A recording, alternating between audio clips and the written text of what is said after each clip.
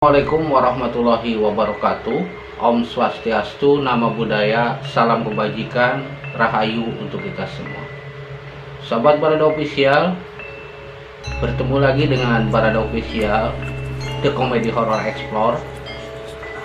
Namun kali ini Barada Official tidak akan live streaming misteri ataupun vlog misteri ya.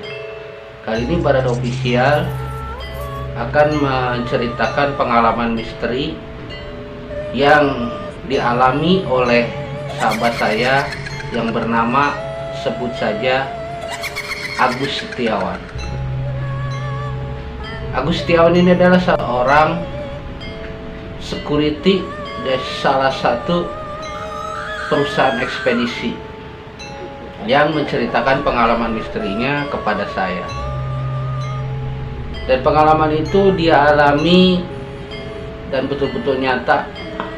Pengalaman itu beliau alami karena beliau adalah salah satu orang yang tidak percaya dengan apa yang disebut pantangan atau pamali, yang mana pamali yang dilanggar itu, dimana pengalaman beliau ini adalah pengalaman melanggar pamali atau larangan untuk tidur di depan pintu. Karena orang-orang terdahulu itu atau adat kampung itu memang melarang orang tidur di depan pintu. Dan karena memang sahabat saya ini tidak mempercayai hal itu, maka dia mencoba untuk tidur di depan pintu. Dan apa yang terjadi? Ternyata memang benar adanya apa yang disebut pamali itu. Dan Pak Agus sendiri mengalami sendiri kejadian aneh yang di luar nalar, manakala dia didatangi sosok hitam, menyeramkan, menindih badannya. Bagaimana keseruan ceritanya? Untuk lebih jelasnya, mari kita dengarkan apa yang diceritakan oleh beliau. Namun sebelum berlanjut, alangkah baiknya bagi Anda yang baru menemukan channel Barada Official, alangkah baiknya Anda subscribe dulu, like dan share, agar channel Barada Official semakin berkembang dan saya sebagai kreator lebih semangat lagi menyajikan konten-konten misterinya, baik itu cerita misteri ataupun live streaming misteri. Oke, langsung aja kita simak ceritanya.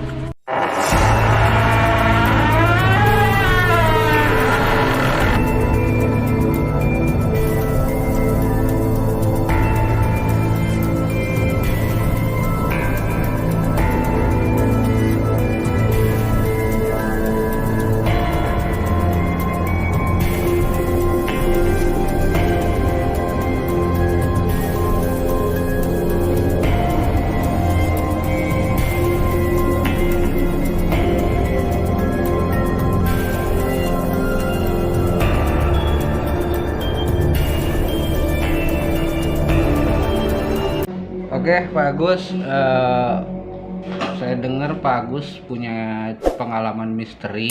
Pengalaman misteri apa nih Pak Agus nih? Dan bagaimana sampai terjadinya atau awal mula pengalaman misteri ini Pak Agus? Ya, pengalaman misteri itu sih udah lama ya, udah sekian tahun, ada di atas 15 tahun lah. Iya. Seingat saya gitu mah. Seingat saya itu waktu dulu saya tidur di rumah teman saya, ya rumahnya kebetulan tingkat, saya tidur di rumahnya berdua sama dia, saya di sebelahnya, kebetulan rumahnya tingkat tuh depannya ada musola sama madrasah. Musola sama madrasah tingkat. Itu udah malam-malam sangat gelap lah tuh. Tidurlah kita berdua. Kebetulan tidur itu posisi saya itu pintu. Oh, jadi tidurnya pas di depan pintu. Nah, depan pintu. Inilah kamarnya yang tingkat pas keluar kamarnya itu kan langsung belum ke halaman luar. Depannya madrasah musola dan teman saya sebelahnya. Ya, kemudian hari itu pas kita terlalu tidur, ya ada makhluk atau jin besar loh, tinggi, udah dari film-film tuh, dari film-film. Jadi dia masuknya itu cara saya tidak sadar itu masuknya kayak di film Ghostbusters gitu, mau yang masuk, tapi besar gede, apa semana ya, ada bukan tinggi lah, hitam. Masuk ke ini, dia tembus, dia nubruk. Yang nubruk, saya tidak sadar, kalau saya kayak orang sadar nggak sadar, teriak pun manggil temen pun nggak bisa. Jadi nubruk ini dalam arti kata itu tubruk kita dinaikin, karena saya posisinya tuh dekat tidur di pintu keluar masuk kamar. Yang pas kita keluar itulah halaman luar atas tingkat, atas rumah. Kebetulan rumahnya juga depannya madrasah sama musola, tidur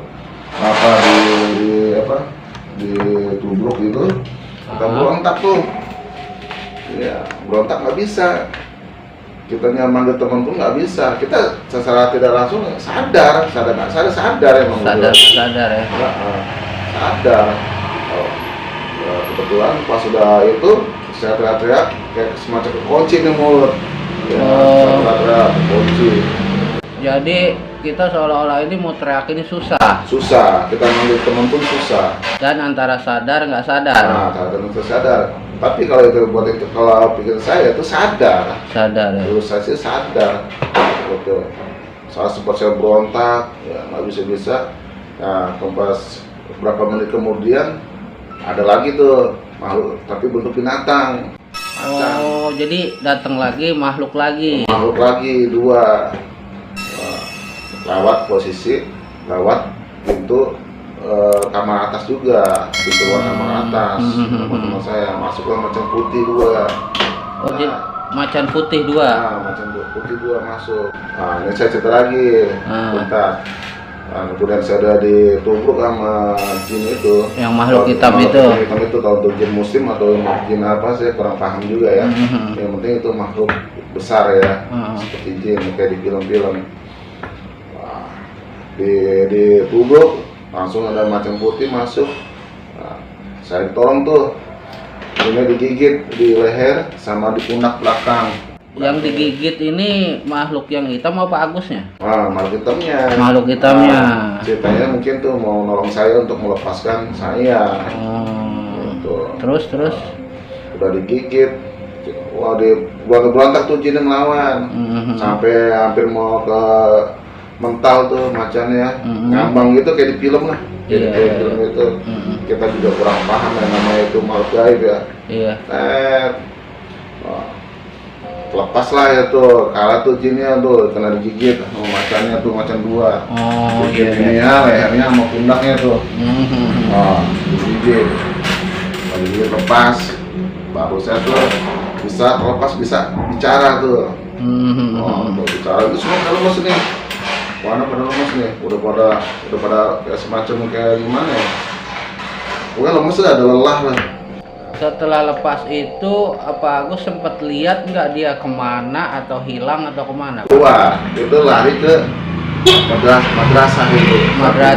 Melalui lubang angin mungkin ya, atau apa tuh? Ya, pokoknya di situ kayak orang tembus aja. Oh, kayak tembus tembok gitu. Tembok model gitu. Ya kan? Tembus jaga itu, baru tuh saya bangun teman saya. Ada apa, Gus? Tahu? Kayak mungkin ada yang iseng atau salah tidur ya. Saat tidur, karena ini kan posisinya buat tidur di depan pintu. Ya mungkin kalau orang dulu sih nggak boleh ya, kalau kalau kita mau makan mau tidur pun kita juga nggak boleh ya, mungkin mengganggu jalan atau gimana, ada berhala atau apa, kita kurang paham. besok anak saya nanya tuh sama nenek tuh kan, orang tua nenek. Nanya kalau habis kejadian saya ceritain. Nah itu saya bilang makhluk apa? Terus yang saya tanda tanya itu macan gua itu siapa? Oh Nah, iya. kan? Karena kita penasaran ya. Penasaran. Kenapa macan putih itu bisa menolong kita? Nah, saya tanya. Udah yang penting lu selamat, lu jangan miara apa-apa lo. Lu miara artinya. Nah, dalam hati saya nggak pernah berburu, nggak pernah piara apa-apa. Iya.